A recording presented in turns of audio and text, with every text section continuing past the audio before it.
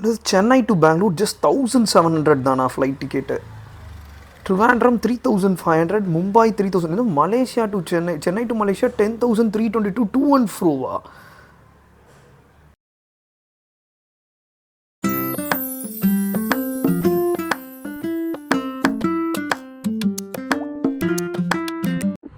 Hello everyone.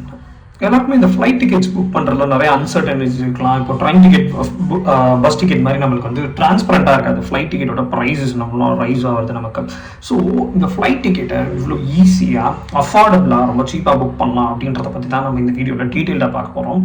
So first இந்த flight tickets வந்து எதனால சேஞ்ச் ஆகும் இந்த ப்ரைஸஸ் அப்படின்னு பார்த்தா ஃபஸ்ட்டு வந்து சீசனபிலிட்டி. அதாவது ஒரு சீசனை பொறுத்து ஃப்ளைட் டிக்கெட்ஸ் வந்து ரொம்ப ஜாஸ்தியாகவும் ரொம்ப கம்மியாகவும் ஆகலாம். That is Christmas, new year, அப்புறம் வந்து ஹாலிடே சீசன், இந்த மாதிரி மே, ஜூன், ஜூலை, ஆகஸ்ட் இந்த டைம்லலாம் வந்து ரொம்ப ஜாஸ்தியாக இருக்கிறதுக்கான வாய்ப்புகள் இருக்கு.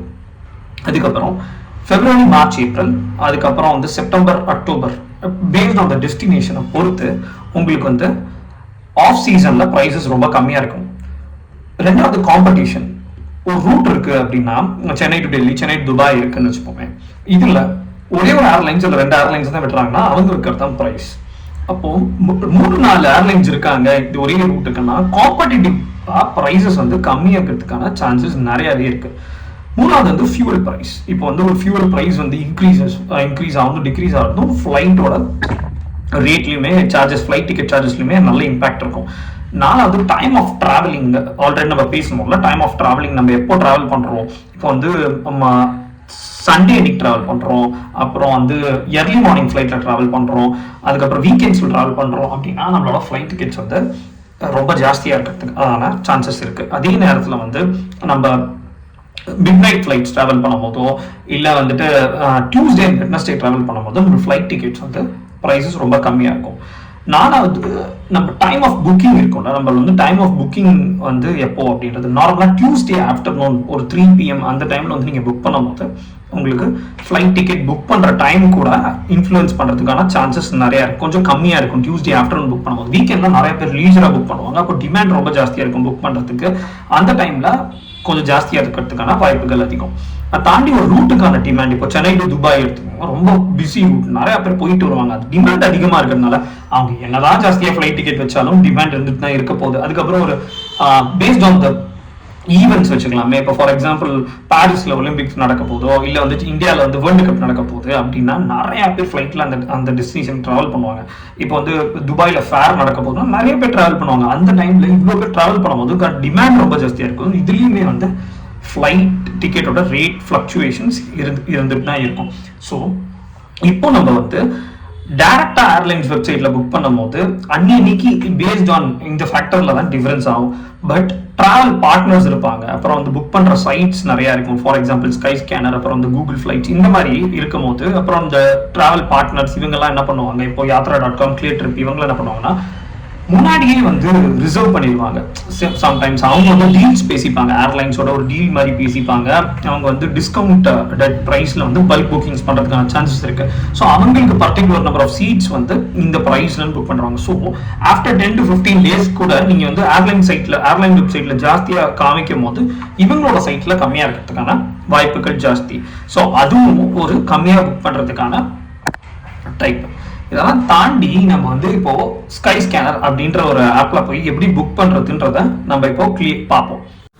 ஓகே வாங்க, இப்போ நம்ம சிஸ்டமில் ஓப்பன் ஆல்ரெடி சொன்ன மாதிரி இன்காக்னிட்டோ மோடில் ஓப்பன் பண்ணிக்கோங்க. அப்போ தான் உங்களோட சர்ச் ஹிஸ்ட்ரி வந்து நம்மளுக்கு இதில் டிடெக்ட் ஆகுது. உங்கள் அடிக்கடி நீங்கள் வந்து போட்டுக்கிட்டே இருந்தீங்கன்னா உங்கள் சர்ச் ஹிஸ்ட்ரி வச்சு ப்ரைஸஸ் அதிகமாகும். ஸோ இந்த skyscanner.co.in போயிருங்க. அதில் போயிட்டு சென்னை போடுங்க, ஃப்ரம் டு வந்து எக்ஸ்ப்ளோர் எனிவேர் போடுங்க. ஸோ நம்ம ஃபஸ்ட் என்ன பார்க்க போகிறோம்னா சென்னையிலேருந்து எந்த இடத்துக்குலாம் ரொம்ப கம்மியான ஃப்ளைட் டிக்கெட் கிடைக்க போகுது அப்படின்னு பார்க்க போகிறோம். அப்புறம் மந்த்ஸ் உங்களுக்கு தெரிஞ்சிச்சுன்னா பர்டிகுலராக அந்த ரேட் போடுங்க. அப்படி இல்லைன்னா ஆப்பில் கூட உங்களுக்கு எனி டைம்னு கூட பார்த்து ஒரு அட்வான்டேஜ் இருக்குது, அதையும் போட்டுக்கலாம். அப்படி இல்லைன்னா ஒரு டிபார்ச்சர் டேட் நீங்கள் செலக்ட் பண்ணிக்கலாம். இப்போ நான் வந்து இப்போ ஒரு பர்டிகுலர் டேட் வந்து செலக்ட் பண்ண போகிறேன். ஸோ மே மந்த் செலக்ட் பண்ணிக்கலாம். நம்ம மே மந்தில் ஒரு பர்சனுக்கு டிக்கெட் செக் பண்ண போகிறோம். சென்னை டு எவ்ரிவேர், எங்கேயாச்சும் சென்னையிலேருந்து போகிறதுக்கு கம்மியான பேர். ஸோ இந்தியாவில் பார்த்தீங்கன்னா 1765 ஒன் வே ஃப்ளைட்டு சென்னையிலேருந்து நம்மளுக்கு கிடைக்குதுங்க.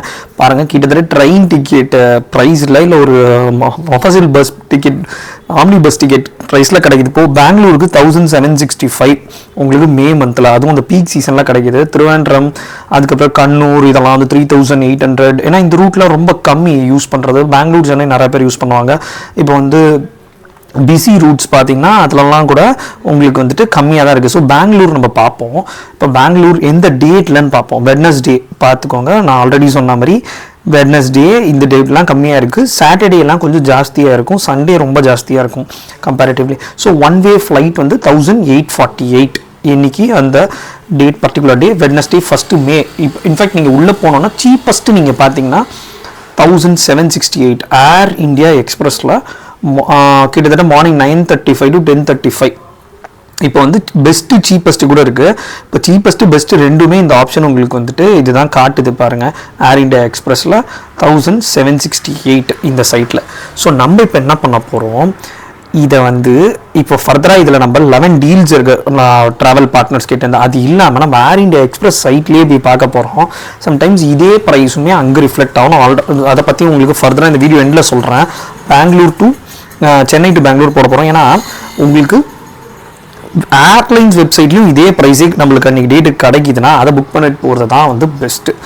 ஸோ இதில் ஃபஸ்ட்டு செக் பண்ணிவிட்டு நீங்கள் வந்து இந்த ப்ரைஸை வந்து இதில் எடுத்துக்கணும். ஏன்னா ஏர்லைன்ஸ் டேட்டில் நீங்கள் எவ்வளோ போய் சர்ச் பண்ணுவீங்க ஏர்லைன்ஸ் வெப்சைட்டில். ஸோ இங்கே ஸ்கைஸ்கேனரை யூஸ் பண்ணி நீங்கள் இதுக்கு வந்து இந்த டேட்டை பர்டிகுலராக ஃபில்டர் பண்ணி பார்த்தா உங்களுக்கு என்ன ப்ரைஸ், கிட்டத்தட்ட 1919, ஒரு 200 rupees டிஃப்ரென்ஸ் வருது இதுக்கும் அதுக்கும். ஸோ தாராளமாக நீங்கள் போகலாம். ஏன்னா இதில் போனீங்கன்னா கிளியர் ட்ரிப்பில் வந்து உங்களுக்கு கொடுத்துருப்பாங்க நினைக்கிறேன். 1909 போடும்போது ஏர்லைன்ஸ் கிட்டே நீங்கள் புக் பண்ணுறதுனால உங்களுக்கு நிறையா பெனிஃபிட்ஸ் இருக்குது. ஸோ நீங்கள் வந்து இந்த மாதிரி புக் பண்ணிக்கலாம். அப்படி இல்லைனாக்கா இந்த 11 டீல்ஸ்க்குள்ளே நான் போகிறேன், இதே ப்ரைஸ்லேயே உங்களுக்கு வேணும் அப்படின்னா நீங்கள் வந்து ஏர்லைன்ஸில் புக் பண்ணுறது தான் பெஸ்ட்டு. இல்லைனா இப்போ போய் 11 டீல்ஸில் உங்களுக்கு காட்டுறேன் யார்கிட்ட இருக்குது அப்படின்னு நம்ம பார்ப்போம். ஸோ கீழே வந்தீங்கன்னா கிளியர் ட்ரிப் கிட்ட இருக்குது. கிளியர் ட்ரிப் சைட்டில் போட்டிங்கன்னா உங்களுக்கு 1768. அவங்களோட புக்கிங் சார்ஜஸ் சம்டைம்ஸ் யூஸ் ஆகலாம். நீங்கள் கோடு போட்டு இந்த ப்ரைஸில் புக் பண்ணிக்கலாம். இதுதான் வந்து ஒரு பெஸ்ட் ஆப்ஷன் நம்ம சொன்னபடி. ஸோ இந்த மெத்தடை நீங்கள் ஃபாலோ பண்ணுங்கள். நம்ம நெக்ஸ்ட்டு வந்துட்டு இப்போ என்ன பார்க்க போகிறோம் அப்படின்னா, இப்போ இன்டர்நேஷ்னல் ஃப்ளைட்டுக்கு பார்ப்போம். சென்னை கான் டிசைட் எனிவேர் போட்டுக்கோங்க, அது எவ்ரிவேர் போட்டுக்கோங்க. இப்போ வந்து மந்த் வந்து நம்ம ஓல் மந்த் கொடுத்துக்கலாம். ஓல் மந்த்னா இப்போ வந்து எந்த மந்த்ன்றது நம்ம சூஸ் பண்ணிக்கலாம். ஆல்ரெடி ஃபெப்ரவரி மார்ச் மந்த் நான் செக் பண்ணுறேன். அதுவும் வந்து ஒரு இப்போ வந்து ஆஃப் சீசன் மார்ச்சில் நம்ம ஆல்ரெடி மேக்கு செக் பண்ணோம். ரிட்டர்னுமே போட்டுக்கலாம். மார்ச் ரிட்டர்ன் பார்ப்போம். சென்னையிலேருந்து எந்த இன்டர்நேஷ்னல் லொக்கேஷனுக்கு கம்மியாக இருக்குது அப்படின்னு பார்ப்போம். அப்படி பார்க்கும்போது சவுதி அரேபியாவுக்கு 214 30,000. மலேசியாவுக்கு பாருங்கள் 10,322க்கு நம்மளுக்கு 214 கிடைக்குதுங்க மார்ச் மந்த்து. இது வந்து டெல்லிக்கு போயிட்டு வரதோட கம்மியான ஃபேர். ஸோ நீங்கள் நார்மலாக செக் பண்ணிங்கன்னா உங்களுக்கு இது தெரியாது. ஸோ இதுக்குள்ளே போய் பார்த்து செக் பண்ணால் நம்மளுக்கு வந்து இந்த டேட்டில் கிடைக்கிது. மார்ச் 1 வந்து 5625க்கு நம்மளுக்கு வந்து கிடைக்கிது. அதுக்கப்புறம் நமக்கு வந்து நான் என்ன பண்ணுறேன், உங்களுக்கு ஃப்ளைட்ஸ் ரிட்டர்ன் பார்த்தீங்கன்னா இந்த டேட்டு நம்ம வந்து இதில் கம்மியான டேட் எடுத்துப்போம். மார்ச் 14. அதுக்கப்புறம் ரிட்டர்ன் வந்து மார்ச் 21. ஸோ தேர்ஸ்டே எடுத்துப்போம். 5,000 rupees தான் போகிறதுக்கு, 5,000 rupees தான் வரத்துக்கு. 10,344க்கு உங்களுக்கு செம்ம டீல். வந்து நீங்கள் வந்து கோலாலம்பூர் போயிட்டு வரலாம் சென்னையிலேருந்து 10,000 rupeesக்கு, வெறும் 10,000 rupeesக்கு. ஸோ நீங்கள் கோலாலம்பூர் போகணுன்னு நினச்சிங்கன்னா மார்ச் மந்தில் நீங்கள் சூஸ் பண்ணிக்கலாம். ஸோ அப்போ கம்மியாக இருக்குது. இது நீங்கள் வந்து இந்த மாதிரி விஷயத்துக்கு தான் இந்த மாதிரி ஃப்ளைட் டிக்கெட் புக்கிங் சைட்ஸ் நம்மளுக்கு உதவுது. That is Thursday 14th March to 21st March. So நான் இப்போ ஏர் ஏஷியா வெப்சைட்குள்ளேயே போகிறேன். சென்னை டு கோலாலம்பூர் நம்ம போட போகிறோம். போட்டுட்டு அந்த பர்டிகுலர் டேட்டே போட போகிறோம். இப்போ ஏர் ஏஷியா வெப்சைட்லேயே நம்மளுக்கு அதே ப்ரைஸ் கிடச்சிதுன்னா அதில் டேரெக்டாக நம்ம புக் பண்ணுறது தான் பெஸ்ட்டு. இதில் இருக்கிற இன்சைட்ஸை வச்சுட்டு தகவலை வச்சுட்டு அதில் புக் பண்ணுறது தான் நமக்கு பெஸ்ட்டு வெப்சைட்டில் டேரெக்டாக. அதை பற்றி ஏன்னு நான் சொல்ல போகிறேன். இப்போ நம்ம போட்ட டேட் மார்ச்சில் பார்ப்போம். 14th to 21 எடுத்துப்போம். கன்ஃபார்ம் பண்ணிவிடுவோம். கன்ஃபார்ம் பண்ணிவிட்டு சர்ச் கொடுப்போம். இப்போது நம்ம கரன்சி மாற்றிடலாம். கரன்சி வந்து நம்ம இந்தியன் கரன்சி எடுத்துப்போம். எங்கே இருக்குது அப்போ தான் நம்மளுக்கு வந்து அதோட ஈஸியாக தெரியும் எவ்வளோ விலை அப்படின்ற. ஏன்னா கன்வர்ஷன் பண்ணிகிட்டு இருக்காங்க. நான் இந்தியன் ரூபி எடுத்தாச்சா, நம்ம போட்டு அங்கே பார்த்த டேட் போட்டாச்சா 14th to 21st. இப்போ வந்து சர்ச் பண்ணி பார்ப்போம்.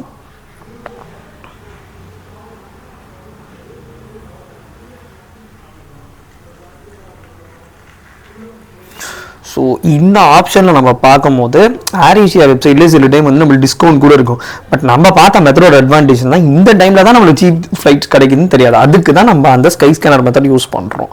ஸோ ஸ்கை ஸ்கேனர் மெத்தட் மட்டும் இல்லை, இதை தவிர நிறையா கூகுள் ஃப்ளைட்ஸு, அதுக்கப்புறம் ஹாப்பர், நிறையா விஷயங்கள் இருக்குது. ஸோ நம்ம இப்போ இதுக்குள்ளே போய் பார்க்க போகிறோம். பார்த்தா நம்மளுக்கு என்ன டேட், இந்த டேட்டில் நம்மளுக்கு எவ்வளோ அப்படின்றது தெரியும். ஸோ இங்கே பாருங்க 5500 நம்மளுக்கு கிடைக்குது. 5500 கிட்டத்தட்ட 100 rupees தான் அதுக்கும் இதுக்கும் டிஃபரன்ஸ் வருதுன்னு நினைக்கிறேன். 5500 to 200 தான் டிஃபரன்ஸ் வருது. பட் இந்த சைட்டில் நீங்கள் புக் பண்ணுறது மூலிமா உங்களுக்கு ஷூரிட்டி கிடைக்கும். தட் இஸ் எதோ இஷ்யூனா ஏர் ஏஷியாவை நீங்கள் டேரெக்டாக கால் பண்ணலாம். இல்லைனா நீங்கள் என்ன பண்ணணும்னா கிளியர் ட்ரிப் ஸ்கை ஸ்கேனர்லேயே புக் பண்ணுறீங்கன்னா கிளியர் ட்ரிப் தான் கொடுத்துருப்பாங்க. கிளியர் ட்ரிப்புக்கு நீங்கள் கால் பண்ணி அவங்க வந்து ஏர் ஏஷியாவோட பேசி உங்களுக்கு புக்கிங்ஸ் மேக் பண்ணி தருவாங்க. அது வந்து கொஞ்சம் சார்ஜஸ் கொஞ்சம் அடிஷ்னலாக ஆகும். எப்போனா in case of cancellations or change of booking. But இப்போ நீங்கள் பாருங்கள் ஏர் ஏஷியாலே ஒரு 200 rupees நீங்கள் 250 rupees எக்ஸ்ட்ரா கொடுக்குறது தப்பு இல்லை. ஸோ நான் வந்து இப்போ ரிட்டர்ன் ஃப்ளைட்டும் போட்டுட்டேன். எனக்கு வந்து பெஸ்ட்டு வந்துட்டு 10,334 வந்துட்டு இது கிடச்சிருது.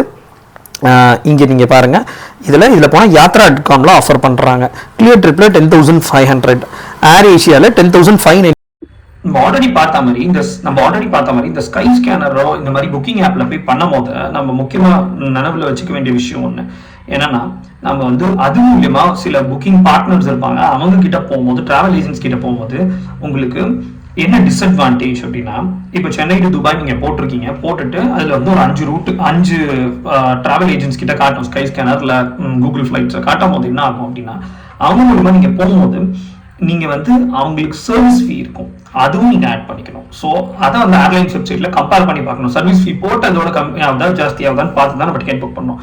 ரெண்டாவது விஷயம் என்னன்னா, நீங்க ஏர்லைன் வெப்சைட்ல புக் பண்ணும்போது உங்களுக்கு 1 time ஃப்ரீ சேஞ்ச் கொடுப்பாங்க, சில டைம் 2 times ஃப்ரீ சேஞ்ச் கொடுப்பாங்க. பட் இவங்க கிட்ட ஏஜென்ட்ஸ் மூலியமா புக் பண்ணும்போது உங்களுக்கு எவ்ரி டைம் வந்துட்டு எக்ஸ்ட்ரா சேஞ்ச்க்குலாம் வந்து எக்ஸ்ட்ராவா நீங்க வந்து அவங்களோட சர்வீஸ் சார்ஜ் இருக்கும். ஸோ இதெல்லாம் வந்து சம்டைம்ஸ் 5,000, 10,000, 20,000 கூட சார்ஜஸ்க்கான சான்சஸ் இருக்கு. ஸோ இதெல்லாமும் நம்ம வந்து நோட் பண்ணிட்டு தான் நம்ம வந்து ஏர்லைன் சைட்ல புக் பண்ண போறோமா, இல்ல ஸ்கை ஸ்கேனர் வழியா டிராவல் ஏஜென்ட் கிட்ட புக் பண்ண போறோமா, அந்த புக்கிங் பார்ட்னர்ஸ் கிட்ட புக் பண்ண போறோமான்றத நம்ம யோசிச்சு நிலவுல வச்சுட்டு தான் பண்ணணும். ஸோ அதில் கம்மியா காட்டுது உடனே போய் பண்ணக்கூடாது. ஏர்லைன் வெப்சைட்ல புக் பண்றதுல அட்வான்டேஜ் என்னன்னாக்க, இப்போ வந்து உங்களோட ஃப்ளைட் கேன்சல் ஆகுது, ஒரு ஃப்ளைட் இன்னொரு ஃப்ளைட் நீங்க மாத்திக்கணும்னா ஏர்லைன்ஸ் வந்து ஒரு ஈஸியாக ஹெல்ப் பண்ணுறதுக்கான சான்சஸ் இருக்கு without any service charge paste on the airlines subject to conditions. But sometimes இந்த டிராவல் ஏஜென்ட்ஸ் அந்த புக் பண்ணும்போது, அந்த புக்கிங் பார்ட்னர்ஸோட புக் பண்ணும்போது உங்களுக்கு இது ஹை ப்ரைஸஸ்ல வந்து சார்ஜ் பண்ணுவாங்க. சில டைம் சான்சஸும் ரொம்ப கம்மி, அந்த மாதிரி மாற்றி தரத்துக்கான சான்சஸ் சில டைம் ரொம்ப கம்மியாகவே கூட இருக்கலாம். ஸோ இந்த ஃபேக்டர்ஸ் எல்லாமும் நம்ம நினச்சிட்டு மனசில் வச்சுக்கிட்டு தான் வந்து ஃப்ளைட் டிக்கெட் புக் பண்ணணும். உங்களுக்கு இந்த வீடியோ பிடிச்சிருக்கும்னு நினைக்கிறேன். மேலும் சுவாரஸ்யமாக பல வீடியோக்கு நம்ம சேனலை சப்ஸ்கிரைப் பண்ணுங்க. உங்களுக்கு ஏதாவது டவுட்ஸ் இருந்துச்சுன்னா கமெண்ட்ஸ்ல கேளுங்க, இல்லை நம்ம இமெயில் ஐடி வந்து டிஸ்கிரிப்ஷன்ல போட்டிருக்கேன், அதில் கேளுங்க, கண்டிப்பாக ரிப்ளை பண்ணுறேன்.